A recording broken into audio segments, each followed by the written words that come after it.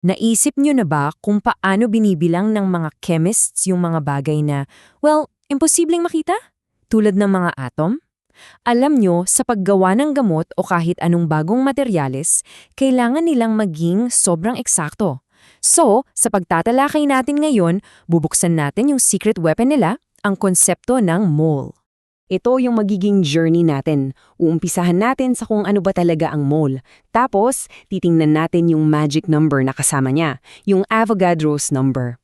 Pagkatapos, ikokonekta natin yan sa isang bagay na familiar sa atin, ang gramo. At sa huli, pagsasama-samahin natin lahat yan. Ready na? So, balik tayo sa malaking tanong.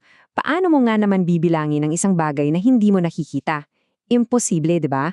Dito na pumapasok yung galing ng chemistry. Kasi hindi nila ito tinitingnan isa-isa.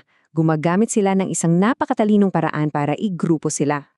Okay, unahin na natin. Pag-usapan natin ang tinatawag na dosena ng mga chemists. At Chen, yan yung mole. Ito yung pinaka-basic na unit ng pagbibilang sa mundo nila. Ganito lang kasimple yan. Isipin nyo yung salitang dosena. Pag sinabi kong isang dosenang itlog, anong nasa isip nyo? 12, di ba? Laging 12. Ganun na ganun din ang mole. Isa siyang salita para sa isang specific na bilang. Yun nga lang, itong bilang na to, hindi lang basta malaki, sobrang laki. At ano nga ba yung eksaktong bilang na yon? Dito na natin makikilala yung numero na nagbibigay ng tunay na kapangyarihan sa mole. Ito siya, ang Avogadro's number, 6.022 times 10 to the 23rd power. Para magkaedila kayo, yan ay 6 na may kasunod na 23 zero. Grabe, ganyan karaming particles, atoms man yan o molecules, ang laman ng isang mole. Yan ang dosena ng mga chemists. Ngayon, linawin lang natin, ano ba yung particle na binibilang natin? Kasi depende yan.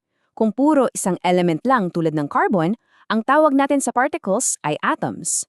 Kung pinagsamang non-metals naman, tulad ng tubig o H2O, ang term natin ay molecules. At pag combination ng metal at non-metal, tulad ng asin o NaCl, ang tamang tawag ay formula units.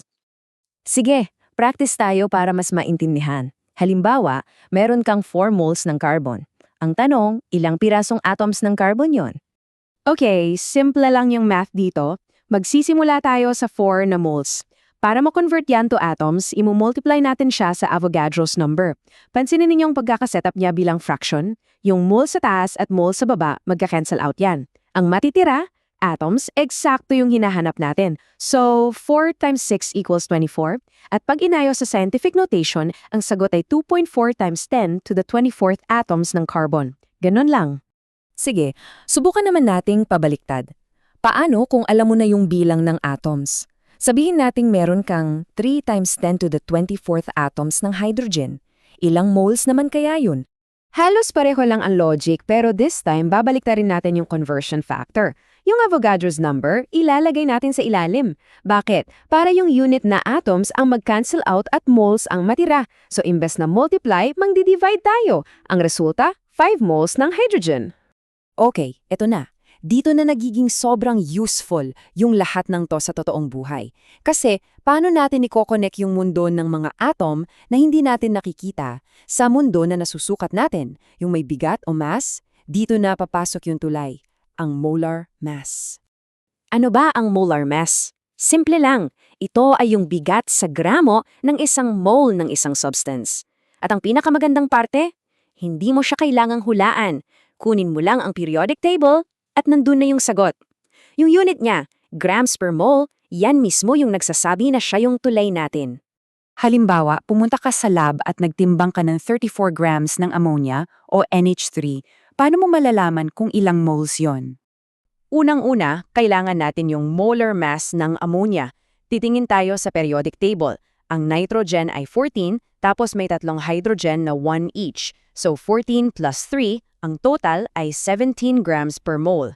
Ngayon, i-divide lang natin yung 34 grams na meron tayo sa 17. Yung grams mag-cancel out. At ang sagot, 2 moles ng ammonia. Paano naman kung baliktad? Sabihin natin kailangan mo ng 3 moles of neon para sa isang experiment. Ilang gramo nun ang kailangan mong timbangin? Titingnan lang ulit natin sa periodic table. Ang molar mass ng neon ay mga 20 grams per mole. Well, kung ang isang mole ay 20 grams, common sense na lang na ang 3 moles ay 60 grams, di ba? I-multiply lang natin yung moles sa molar mass. See? Napaka-intuitive. At ngayon, para sa grand finale, pagsasamahin na natin lahat ng natutunan natin. Dito na natin gagamitin lahat ng tools para sa mga multi-step na tanong. Ito, itatak nyo to sa isip nyo. Ito ang ultimate conversion path. Mula sa grams na natitimbang natin, lagi tayong dadaan sa moles. At mula sa moles, dun pa lang tayo makakarating sa bilang ng atoms. Ang moles ang laging nasa gitna. Siya yung central station. Oh, sige, subukan na natin. Kung kukuha ka ng lobo na may lamang 12 grams ng helium, ilang atoms ng helium ang lumilipad sa loob niyan? Okay, two-step process lang to. Susundan lang natin yung path. Step 1, grams to moles. Iko-convert natin yung 12 grams gamit ang molar mass ng helium na 4 grams per mole. So 12 divided by 4, 3 moles. Step 2, moles to atoms. Iko-convert natin yung 3 moles na nakuha natin gamit ang Avogadro's number. 3 times 6 times 10 to the 23rd at ang final answer natin ay 1.8 times 10 to the 24th atoms. Ganyan lang. Sa huli, ito yung pinaka-esensya niya. Ang mole ang nagsisilbing tulay. Ito yung nagko-connect sa malaking mundo na nakikita at nahahawakan natin sa napakaliit na mundo ng mga atomo na bumubuo sa lahat ng bagay sa paligid natin. So, para i-recap, tandaan lang natin to. Ang mole ay isang numero, yung dosena ng chemistry. Ang molar mass na makikita sa periodic table, ang tulay mula sa gramo papuntang mole. At gamit ang dalawang tools na yan, kaya mo nang mag-navigate sa pagitan ng grams, moles, at atoms. Ngayon, alam nyo na kung paano bilangin ang mga atoms sa kahit anong bagay, ano ngayang gamit sa paligid nyo ang pinaka-curious kayong alamin.